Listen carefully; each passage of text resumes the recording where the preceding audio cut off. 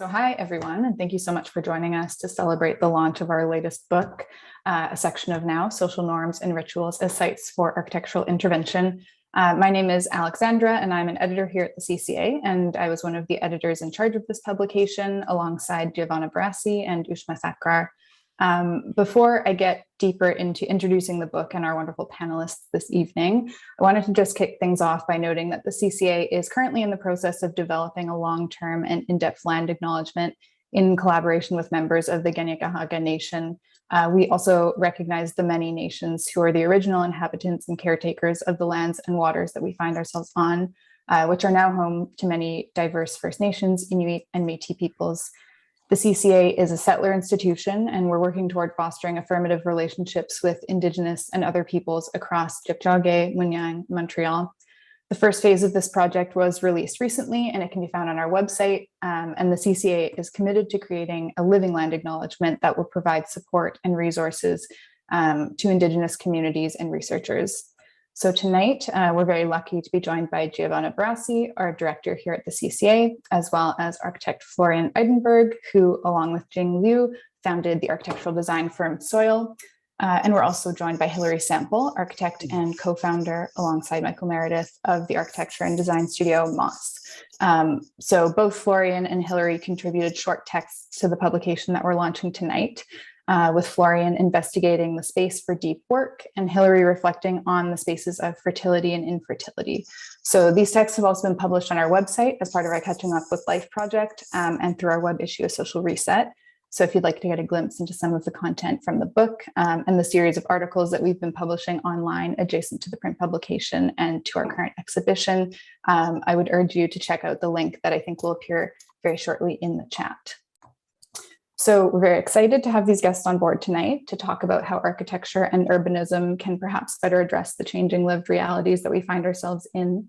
And before I hand the virtual mic over to Giovanna, I wanted to provide just a very short introduction to the book itself, which I have in my hands now after what I would say was months of longing and anticipation. So I just wanted to briefly share a selection of images and projects that feature in the book and to give a bit of context to tonight's conversation. So I'm going to quickly share screen. Great. So a section of Now was co-published with Spectre Books and was designed by the LA-based graphic design studio Folder. So I want to specifically thank Takumi, John, and Wesley of Folder for all of the work that they did to bring this book to life. The book itself is comprised of analytical essays about the contemporary moment, such as Nina Power's meditation on the many different selves that we present to the world, or Joanne McNeil's piece about Twitch streaming and the evolution of the live stream. There are also shorter texts like those written by Florian and Hilary, among a handful of other architects, that play on the notion of the architectural brief. And so they explore and address new typologies or ways of understanding space through a specific lens. There are also architecture and design projects, photography, and television series that are featured in the book. So the publication is structured through a series of questions around themes of labor, obsession, agency, ownership, life cycle, and family. And we ask things like, do you need a side hustle to make a living wage? Do you use your city as a space for collective action? What will you do if you live to 100? Does your family fit into the standard single family home? So these questions, among many others, serve as general guides as the book unfolds to explore the relationships between architecture and society, and the rituals, norms, and cultural patterns that architecture has ultimately come to both house and shape. And the book features conceptual projects, some of which I'll highlight just very briefly, such as Lucy McRae's compression carpet, which is a contraption that's designed to replicate the feeling of a human hug, or Certain Measures project, Home is Where the Droids Are, which explores what would happen if autonomous robots and humans lived in the same domestic space. There are also projects like Jesse Lecavalier's Brooklyn Amenity Utility, in which he reconsiders food distribution infrastructure as vital to community development through a series of different neighborhood hubs. Or Common Accounts project Closer Each Day, in which they consider how death could be reintegrated into urban environments. There are also numerous architectural works that involve direct collaboration with communities, like Assemble's project Stilla Strasse, in which they worked with a group of elderly citizens who had been squatting in a multi-generational community center, and they worked with them to envision an affordable community housing model The book also features some photography projects like Elena Dorfman's Still Lovers series, which explores the relationships between people and their life-size synthetic dolls, or Michelle Groskop's Hype House, which documents the lifestyles of content creators. So that was a very, very quick overview of just a very small sampling of the content of the book. But with this book, we really approached a very broad array of contributors. And I think there's a lot of richness in the diversity of voices and the ways that these contributors address the changes in our lived realities. And really, I could spend probably this entire hour, if not more, going through all of the nuances and all of the different angles and questions that we're asking with this book. But I will stop here and just share very brief housekeeping notes for those that are listening in. So for the last 15 minutes or so of this event, we're going to open up for a short question period. So if you have any questions throughout the evening or comments or thoughts, you're welcome to put them in the Q&A box or in the chat, and we'll try our best to get to them during the last sort of 15 minutes or so. So without further ado, I will open the floor to Giovanna, Hilary, and Florian to discuss how this book looks to depict our present moment and how it points to the need for a new spatiality to house all of our fluid and shifting societal relationships. So the floor is yours. Thanks a lot, Ali. You were great in summarizing in a few minutes the complexity and the kind of ambition and the scope of this research that takes now the form of a book, and that also exists in a form of exhibition and many others formats that we wanted to explore. So it's great that Florian and Hilary are here, and it's great that they also took the challenge that we posed them to really think about, in terms of writing, to think about maybe spaces that they don't exist properly yet, or they're not designed yet, but that we think what will our society also will need in the future. And so our idea was to really go into architects to ask them of, like, if you think about this new need, how you imagine the space, and maybe it's not about designing it, but really establish a kind of framework for other than after maybe to design. So among them, for example, Anna Pujaner wrote about a space for a non-domestic worker, so a kind of future where we will have, beside the kind of Roomba moving around, might have a more presence of non-humans in our houses. Florian wrote about deep work and thinking like a space for that. Traum Valley thought about, people will retire very early, like at 30 years old, and then what their housing will look like in a way that they needs to kind of also preserve also a lot of money for the future in view of a kind of longer life. So is actually maybe a space that is pretty austere or simple, I don't know. Hilary wrote about this question of fertility and how we imagine this kind of new health centers for the future. Carla Rothstein on the question of death and thinking maybe really a kind of presence of death differently in the city. Sam Jacob about a kind of family recomposition. Mario Gooden of a kind of place where all these monuments that are now challenging our cities and maybe are harmful, and we don't want to keep them all around, where we actually are putting all these monuments and so on. So I just wanted to maybe ask you like how you thought this exercise and how you thought if like this new typology is reflection is actually something that is productive and is needed in this question of thinking of a kind of tomorrow where society is posing certain questions or certain needs, and how architects can respond to that. I mean, thank you, for inviting me to participate in this talk tonight, and also in the project. We talked a long time ago now about this. Maybe someday you'll give me an easier topic. This is very hard. It's a very, very hard subject, as I said many times in working on this. But I think the one of the things I was interested in about fertility, and then also issues around infertility, just that, we've seen in the last few years, it's become a little bit more commonplace to talk about that in general. We see more stories on the news. It's becoming less of something that is done in isolation, although there's still, I think, a very long way to go with respect to that. So that was something I really wanted to explore through this topic. And the fertility clinic or infertility center is a kind of dedicated space, and it's typically aligned with either a private practice or another institution like a hospital, even though it may be its own standalone place. And so that was also something I was interested in looking at a little further, just the idea of a clinic, and that this is such a specific kind of clinic, and typically done really in isolation. And yet there's so many things that happen within it, and the possibility of what those different functions are within it, and what the services are that are offered within the clinic.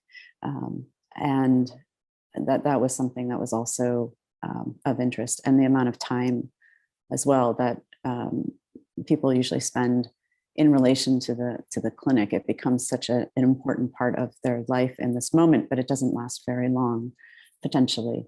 And so that was also something I thought through this text would be able to kind of unpack what happens, and that it really is a greater part of society in some ways, and raises questions around that. So those were some of the things I started thinking a little bit about, as well as issues around work. Who's working there, as we think so much about the patients whenever we talk about clinics. And especially in the last 2 years during COVID, we've seen just a dramatic increase in news around workers, which always seems to happen during these moments of crisis, and then it kind of disappears. So. Yeah, and anyhow, I was happy. I know that maybe it was a bit challenging for you, Hilary, to focus on this, but I thought, you came to the CA many years ago, and you were starting this book called Sick City, and I thought like the kind of health issues and where, as part of your research somehow that is going on for many years, and so somehow this is like a way of also connecting to a larger research that I think we are doing in trying to understand like how architecture can really relate to this question of health, and kind of with new typology or with new sensibility, also both at the architectural scale and the urban scale. Yes, yeah, definitely. I think also too, just a kind of extension from Imperfect Health, which was such a kind of amazing book and show. And there was talking with you about questions of governance and how, issues around how our health is governed, and particularly in times of epidemics or pandemics, and where are those decisions being made, and what are the conditions people are working under. So that was a kind of research project on the WHO, and so maybe there's a sort of similar thread in a way, and picking up on that bigger umbrella project I've been working on for a long time now, and teaching under too. But the same is a little bit for you, Florian. No, it's like work has been a kind of workspace has been a kind of obsession in the last years. No. It's interesting, and congrats on the exhibition and the book. And it's great you got the book out. I've been trying to get this book out. We've been working on for 6 years around work and the workspace. So it's certainly something I've been thinking about quite a bit. The book that I'm working on with Leanne Swen, my co-author and architect in Boston, is called Humans Work, the Office of Good Intentions, and it thinks really about sort of the role of the architect and the designer when they engage with the workspace. And I think the text you asked me to write for this book sort of builds on some of that thinking. Deep work was the brief, right, or the thing you asked me to speak about. It's a term by Cole Newport, and he's sort of somewhat of a sort of it's like a popular book, like a popular term, and it speaks to how do we really think sort of deeply, right? Or how do we really concentrate? And there was a previous book that was about flow, but how do you get sort of into a space, or how can you create a space in which you can have sort of your deepest thoughts? So I think it's important. Hilary already mentioned work, and I think in this case, deep work is really sort of office work, and also the book that we are doing is about the office worker, which is obviously a certain group of people that engages in work. And deep work, to an extent, is actually maybe for the few who can engage with intellectual work, right, and thinking. And so the brief you gave me raised a lot of questions about sort of who actually would be able to have such a, sort of labor condition in which you can actually engage in deep work, which seems to be something that only very few of us can afford to be busying themselves with. Yeah, and so I won't give the whole text away. You can read it online, but it is the question of what is the role of the designer in sort of the creation, right, of these spaces. And I do mention the studioli, sort of the Renaissance, type, in a way, where the Renaissance man, always a man, would go in and sort of, distance himself from the work or the labor on the land, so to say, the labor of managing the home, and be alone. And I think I raised questions with the thoughts that those spaces produce, and maybe now we need to have new insights and new spaces, but also arguing that maybe it cannot be work that one mind individually can create, but maybe we need to explore how can we connect our minds. So maybe a space for deep work where multiple minds can come together and maybe think about problems of today.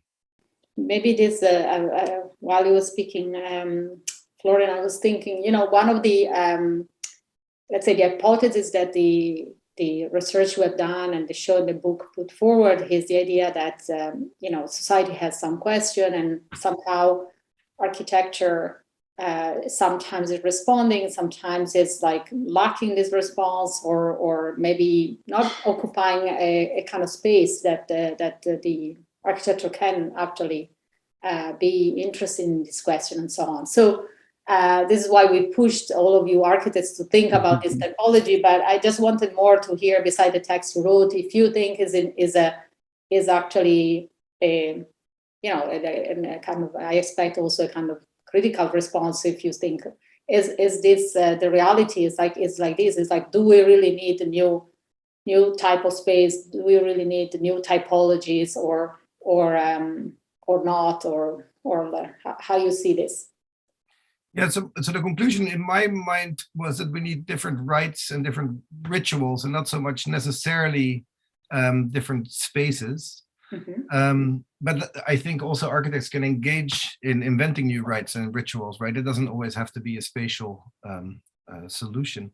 Generally, I do think, because if you ask, is it the role of the architect to think about how, what are the conditions that help sort of house or enable contemporary society, then certainly I think it's a very welcome prompt, no? And we should be thinking about that, and not just reacting to things that come, onto our path now, but also explore sort of, maybe speculatively what other spaces could exist. So I think, if you ask me, was it a good prompt, and is it something that architects should respond to? Certainly, I think that's part of that. But I mean, I think both Hilary and I are in academics as well, and we write as well. So sometimes you can't really, you don't find a client necessarily, so to say, for a space like this. But I think you, as a thinker and a curator, asking us to think about this, I mean, I think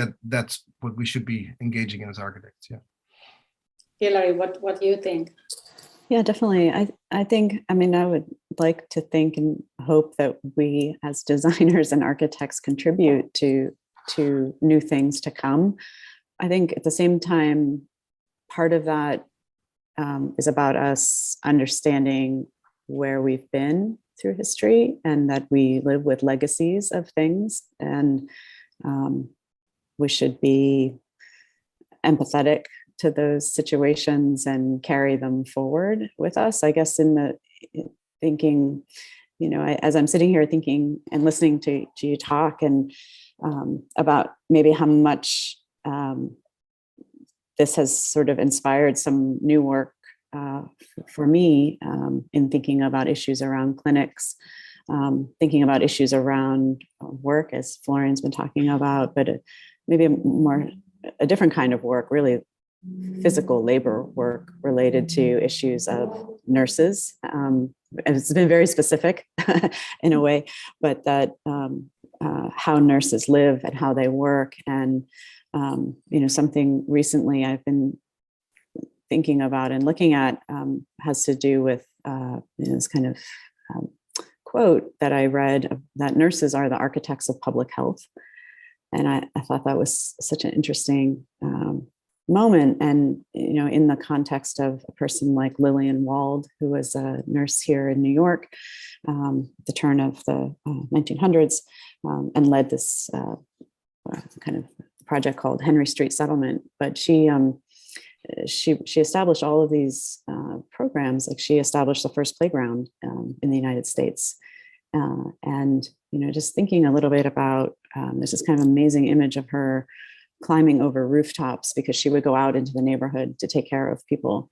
And that's sort of stuck in my mind. And I think a little bit about how we don't know where things come from, but to really sort of understand previous ways things work. And, that this person in particular kind of founded the settlement through, just a kind of house, but wound up turning into more of a dormitory, then a playground, and just, really unexpected things. So even if we think something is one thing, what are those prompts that potentially trigger that to becoming something else?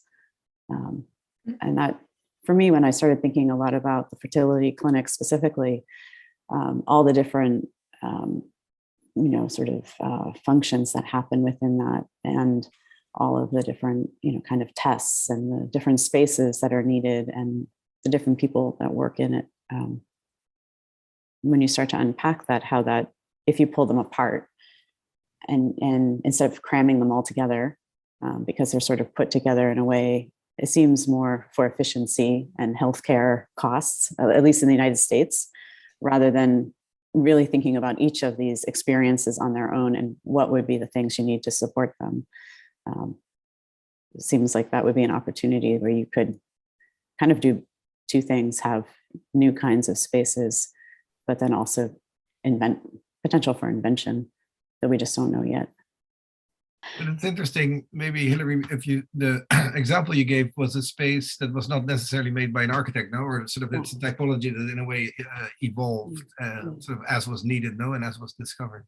Yeah, exactly. But then it then in turn creates new opportunities for designers. I mean, someone, she sort of gave this space over, but then it goes on to become public playgrounds and a whole new set of designers, and to the point now that we don't even remember her in some ways. Also, but that's another story for someone else to tell.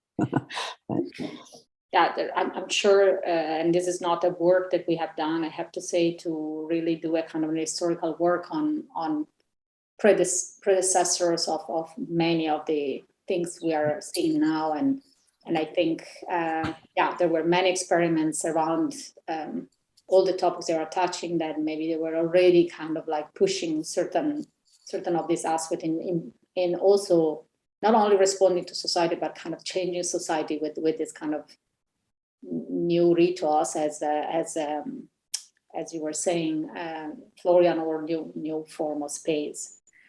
But I think the other things we wanted, and again, I maybe just a prompt to tell, you as a kind of contemporary architects, if you kind of think this is a productive way of thinking, is like, obviously, both the book and the exhibition had to segment it in around certain topics because of the kind of space we have. But I think overall, what the work we've done is trying to argue that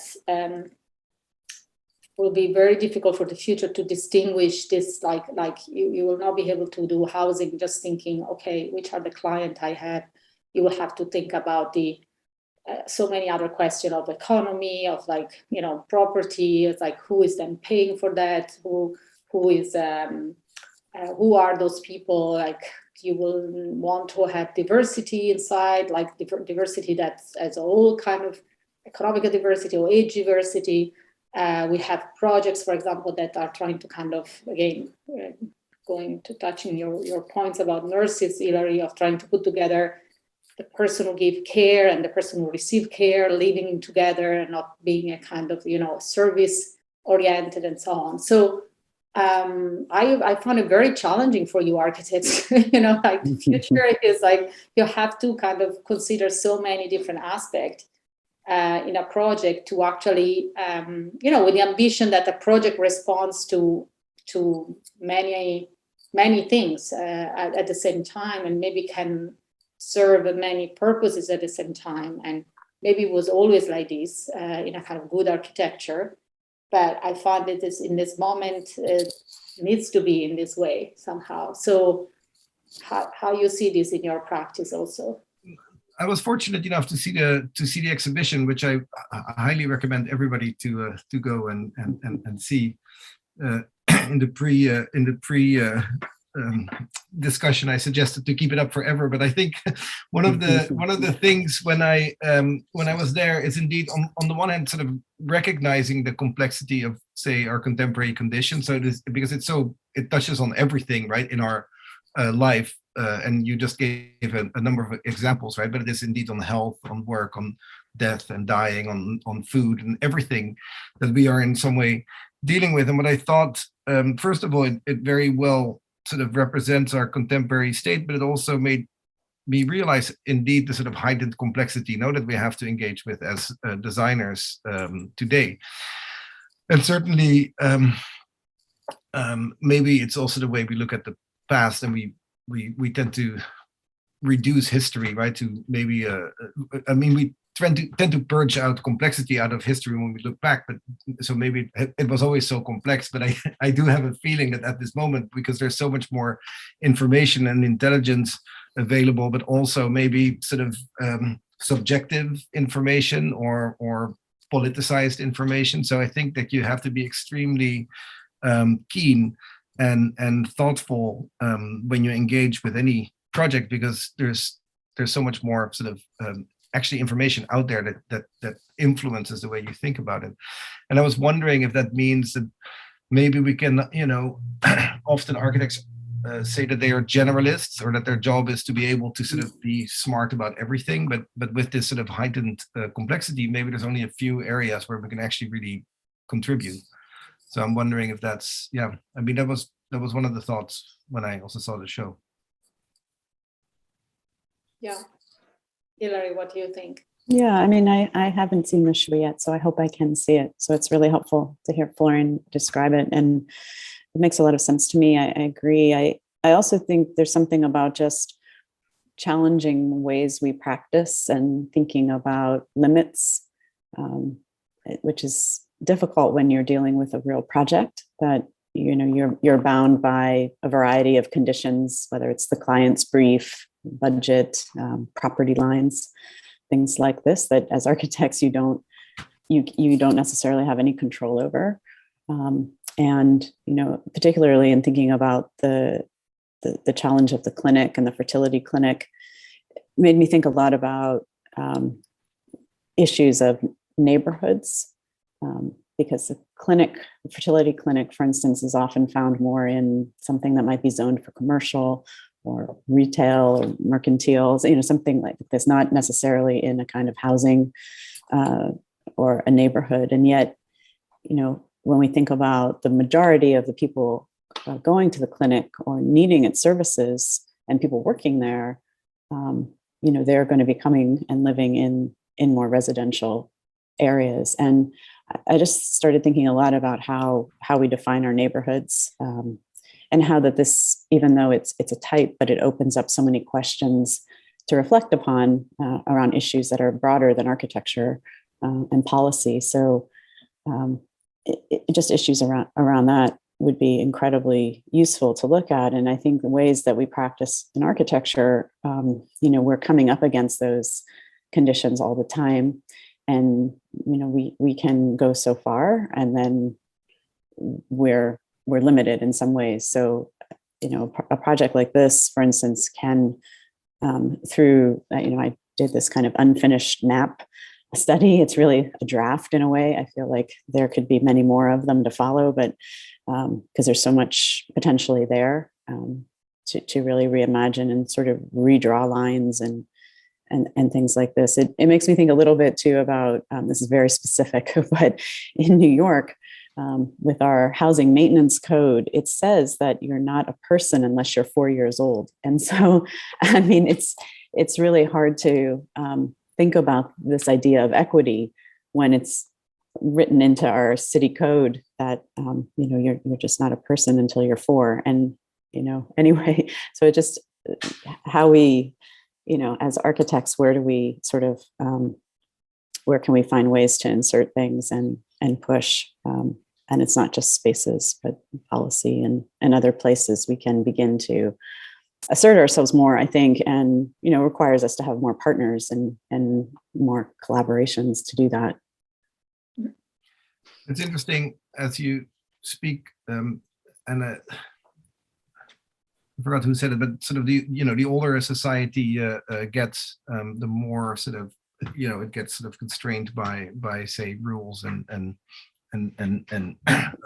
say ways of doing things in the past. And I think we're really struggling a lot now with sort of what we have inherited from a certain type of functionalist modernity, where things are described through like function, like a residential district, for instance, in a time of working from home. What does that mean, right? Or this idea that spaces are designated for single functions. And I think that it's obviously the way in which we're still, say, buying space, right? We use functions.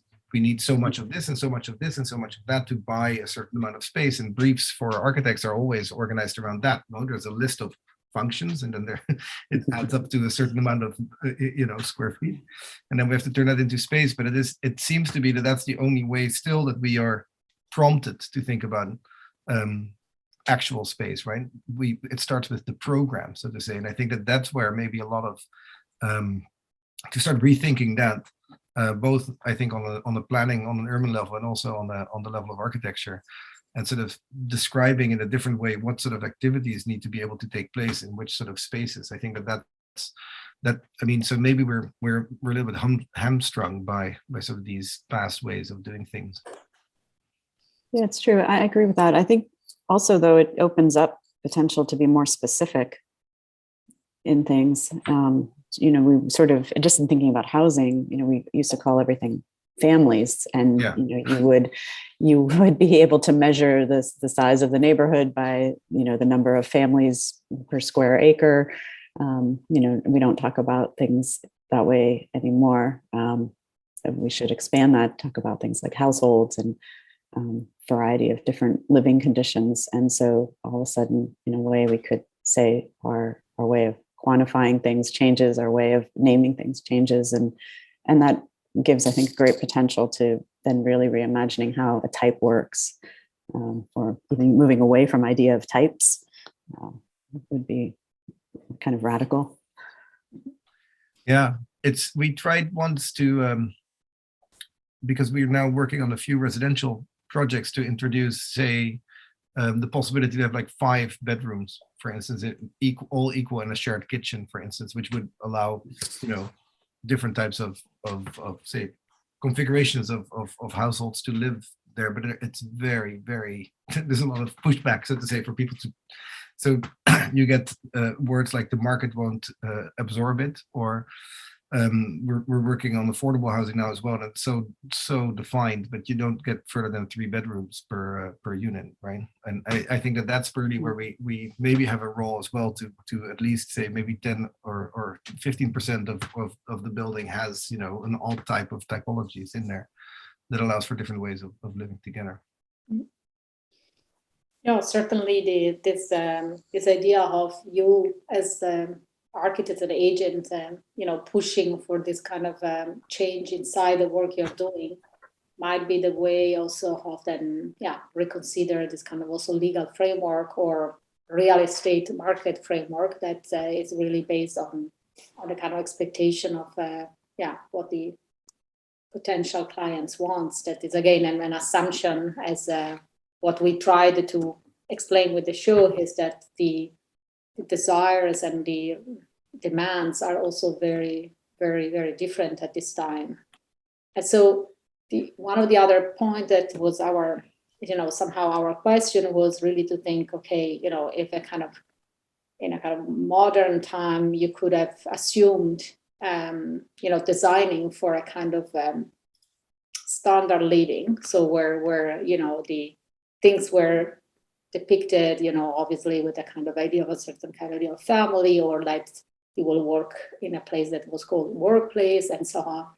It's like all this kind of new, how all this is shifting and all these changes. And so on one side is again, a lot of opportunities for designing things differently. But again, I turn to you as architects of thinking of like, maybe that kind of standard world had also a kind of simplification that was helping maybe in also in kind of, I don't say repeating the same project, but advancing, while now you might have to kind of, so the project becomes so specific because each one needs a kind of, as a specific choice of a client or a kind of diversity inside of it and so on. So I wonder again, what will mean for architecture in the future if all this kind of, infinity of choices that we are presented with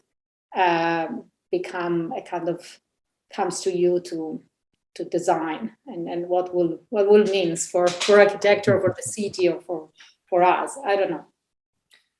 Well, I think it's only I think it's only more attractive if we get more complex and more specific briefs, right? I think the challenge is actually more that I think we would like to find more nuances maybe in the briefs that we are getting. And I must say it's only since recent that we are engaging in more, say, speculative type of spaces. So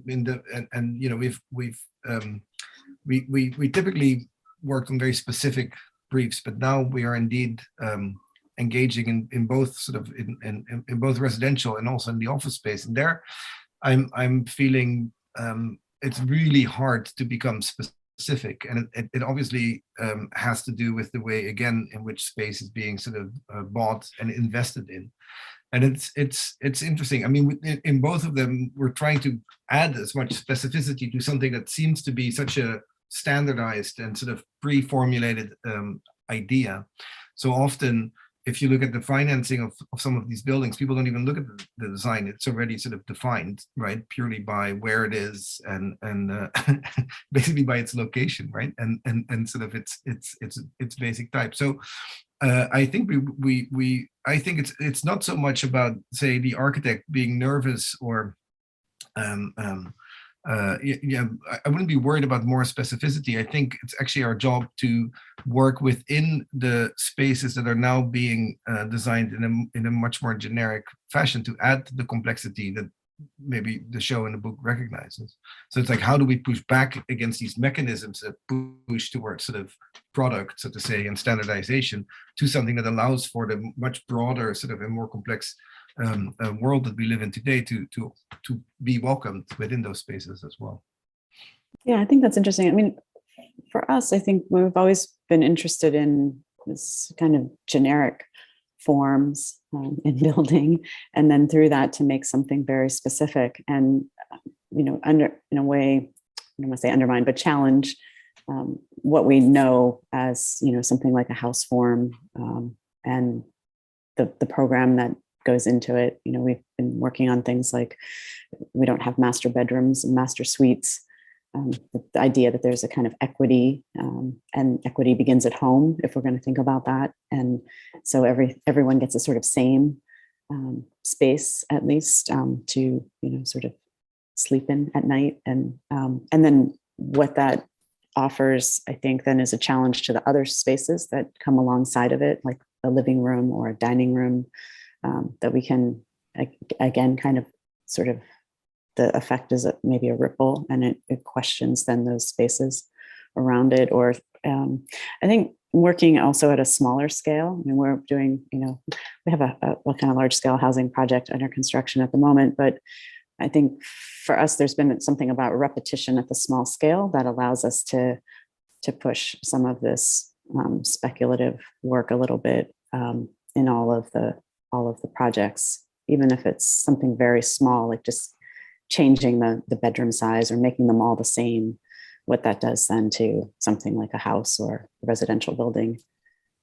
Maybe a question for Hilary and for Florian.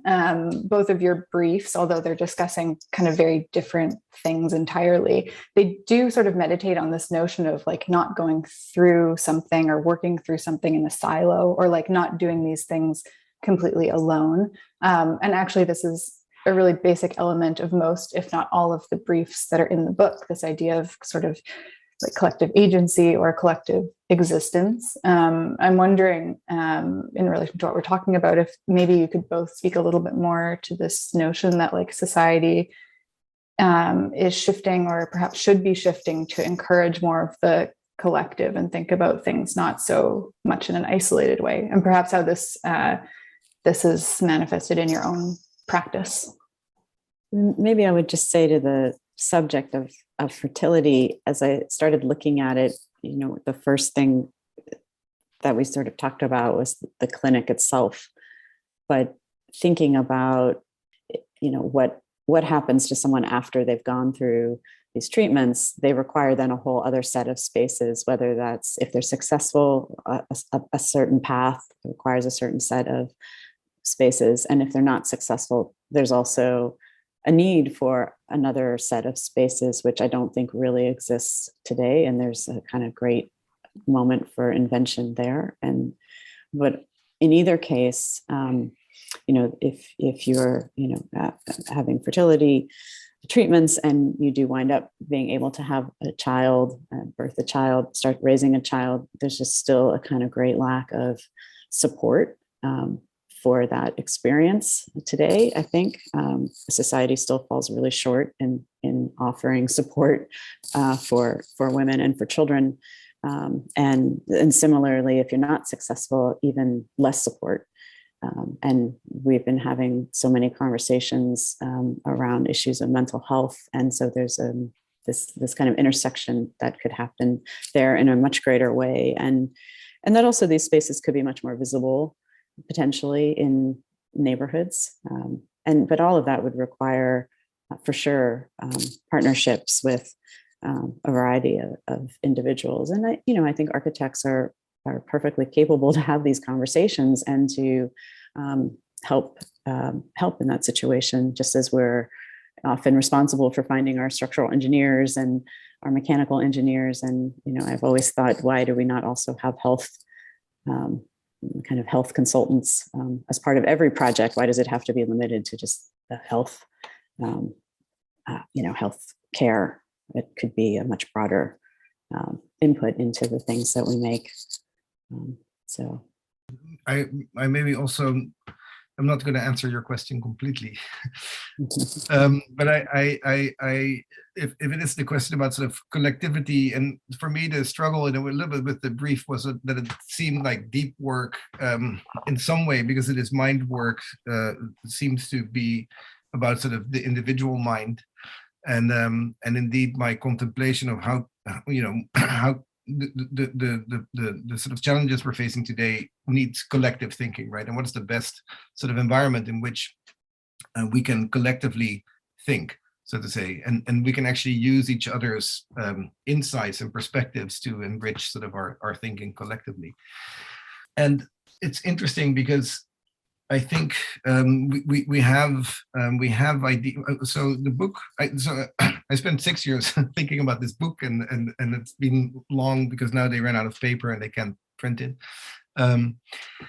But I also became a little bit saddened, you know, the more you look at sort of the office as a workspace and all the good intentions that sort of designers have put in there, trying to humanize, you know, this environment. Ultimately, it's there to, you know, not necessarily produce better thoughts, but ultimately to produce better returns for people who, you know, engage in this work. And so the question is really if the workspace itself is actually the space in which sort of the thoughts that we're looking for can emerge. So if we're talking about the workspace as the office space, so that's where I moved a little bit away in the brief, and I don't know if I answered the question of what the space would be for this, you know, good collective mind work, but I don't think it's in the office necessarily. No, for sure. It is like also in the show, we really look at the question of labor as how between a kind of like digital omnipresence, but also this kind of like this gig economy and how all this is becoming, just pushing productivity and somehow, you know, pushing spaces that, you know, they make you more relaxed, more happy in order to produce more. We have done some years ago when Francesco Garuti was the curator of the show about happiness. It was already touching about these questions of like, are we increasing happiness or we're using happiness to increase productivity? So, well, and health also has to do with that, right? And you know, obviously now in the office space, everybody's talking about well-being and health, and you know, say the Aeron chair was designed as a geriatric chair, right? And so it is like, are we with all our best intentions contribute? Like for me, the Aeron chair is like is a good example because it is like it allows you to work as long as possible before your body becomes completely useless, so to say. So it's like it extracts the last amount of productivity out of the worker. And so, you know, are we, although it is sort of designed with the best intentions, right, to allow our body to be well, you know, why is our body well? Towards what end, so to say? And I think that's where I think we need to be very conscious as designers. It's like, you know, who are we designing for? Mm-hmm. Yeah, I think that's really interesting, Florian. I really like also what you said, humanize, because as you look at these fertility clinics, they have the least amount of humanity. I mean, aside, they're you know, the kind of cheapest construction. Typically, the furniture is really uncomfortable. You know, you're in rooms that are not fully private. Sometimes having, you know, blood drawn, and people can hear what your conditions are. You know, they're really not great spaces, and to try to imagine a much better clinic even would be, you know, an amazing project. You know, not to mention just that that majority of people who need help cannot even afford to go to the clinic. So this whole idea, when you said humanize, I thought, yeah, this is really the right word for this to think about more carefully. I saw a comment in the it's from Natasha, no, about the Aeron chair for gamers, and this is also something we're looking at. So, and actually, I'm doing a studio now about video games because in some way, I mean, one of the conclusions of the book is that the workspace is actually about occupation, not about productive work. It's about keeping people busy. And so gaming is one of the most it's the best ways to keep people busy, right? It's the best occupant, so to say. It produces an incredible amount of work, also creative work, and it also takes an incredible amount of attention, right, from all of us. So, and I'm finding now also in the studio we're teaching the amount of energy that this gaming is sort of consuming is beyond, you know, already 6 million cars, you know, in the US annually. That's the amount of energy we need for our gaming. And thinking about Twitch, I understand there's also a Twitch story, no, in the book. Just the amount of time, right, that this consumes, and in some way speculating that is maybe you know, one of the best ways to keep people busy, so to say. And I think that's maybe sad, but I think we need to be very, very, very careful. Now a gamer can make more than $1 million. It's certainly more than an architect. I think actually, Hilary, for us, the best would be to go into video game design. At least we. think you might be onto something there. Yeah, in the book we feature this Twitch streamer, Jesse D streams, who I think was one of the first people to fall asleep while Twitch streaming, and then it became a whole massive kind of phenomenon of just getting paid to have your video on while you're asleep. So I think it's kind Andy of Warhol genius. was there, Yeah. So we've got about 5 minutes left. Maybe I'll just ask one more question to Giovanna, just to kind of wrap things up.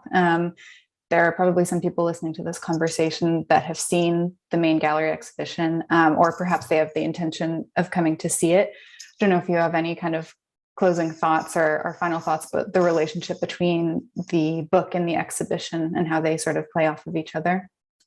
I would say the kind of general topics, you will find them both in the exhibition and in the book. This kind of structure of like the kind of main 6 topics we were asking or interrogating ourselves. So kind of family, ownership, labor, this idea of life cycles, and the kind of obsession and the idea of agency. But I would say the exhibition maybe is richer in terms of project presented, like not everything that is in the show is in the book, but the book has this this part that, you know, Hilary and Florian contributed to make also this kind of projective work on things that are not existing yet, or not tangible, or there is not even a kind of maybe there are some research, but it's not really yet and are spatialized somehow. So I think in that sense the book extends even a little bit the question to tomorrow that probably is not so distant and is not so different from the today. And that was also an idea for the show, that we would not want to look at a kind of futuristic or kind of utopian way of looking at the future, but really think about the tomorrow in relation to the question of today.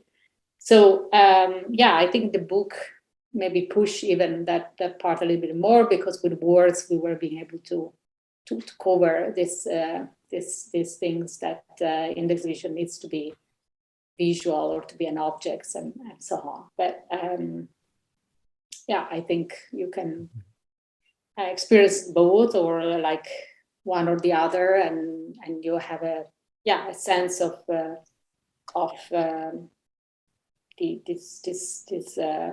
this research that really trying to understand what is the role architecture can play, and if architecture should listen more to society and societal question, or how architecture can change also some of this question posed by society, reframing them or proposing other things somehow. So I think both the book and the exhibition have a little bit this characteristic that all the CCA things has of wanting also to be a little bit activist in the debate of architecture, and trying to kind of put forward an hypothesis that then maybe can be used or challenged by the others. And I think also this comes, we mentioned some of the project at CCA is a kind of constant work that we're doing through certain thematics. So I think, we started some years ago, for example, with imperfect health, as also Hilary mentioned it. Then we had this about happiness, and then this other one. But even another show that was called Action, What You Can Do with the City, was already asking this question of like how you can engage differently with the practice of from kind of urban design or architecture in response to new questions that society poses. So, maybe I have not seen the book, but I have seen the show. So, but I think also the idea of the design, and maybe we should give a little shout out to Sam Chermayev, but specifically what I thought was quite strong about the design itself, and maybe this because he himself has been thinking so much about sort of also how we live now and pulling apart kitchens and other ways. And I felt that the exhibition itself also in that sense didn't feel like traditional exhibition design. It was really sort of, this sort of rethinking from a sort of, it has a strong sense of interiority and domesticity, which I thought was really great. But then also, questioning that and sort of pulling that apart. So I felt that was very, and you mentioned before, like all these different sort of scales and materials and how to organize that. So I don't know. I think you need both the book and the exhibition. They complement each other. Sam, I think it was great, and as you said, he has been also himself working on many of these questions, and I think along all the process, he was really puzzled if he, we really discussed it many times. It's like how we want the visitor to go through and live with a sense of serenity, or live with a sense of oh my God, the society is changing, and where I place myself in this and so on. And I think he really wanted to push this kind of ambiguity of sometimes feel the kind of comfort or something that and at the same time the being puzzled in front of certain things that maybe are not familiar to you, but that society is going that direction and so on. So I think we found a great balance in this, puzzling. Yeah. There's one audience question. I don't know if we have a couple minutes or if we're just hoping to wrap up, but I'll read it out and then we can discuss for a moment. Damon Rich asks, from your description, it sounds like the show more features architects than the action show. How do you feel the selection criteria differed? Thanks, Damon. I think the in action, the idea, this is a show we did some years ago and Damon participated in that. And the idea was more to kind of even push the fact that the city can change not only by the work of the architects, but the kind of citizens empowered, or what kind of attentive or intelligent citizens, or citizens that are committed, they can actually bring some change. And that was a kind of very strong premises of that show. This one, I think it's true that there is more architects, designers, not only architects, a lot of designers, a lot of let's say, like people who work on a certain field contribution. I think we started with the question of like how architecture, and when I say architecture, I mean it in a kind of large, more expansive way, can respond to these societal questions, as it will be a dialogue between, citizens and someone else who has to kind of provide an answer. So, this was maybe just a different imposition, Damon. I don't know if this satisfies your curiosity, but I think that's the way we started, really positioning these two things slightly different. Yeah. I mean, I'll just say thank you so much, Florian, Hilary, Giovanna, for your time tonight and for facilitating such a wonderful conversation. I think it was really, really great, and hopefully gives people a sense of sort of what this book and exhibition and project in general is all about. So I think it was really fantastic. And I also want to just extend a thank you to everyone who helped put on this launch. So Jim, Albert, Hannah, Sarah, and Sophie, thank you so much. I hope I didn't miss anyone in that list, but thank you very, very much for all the work that you put into making this happen, because it couldn't have happened without you. So with that, and thank you everyone for joining as an audience member as well.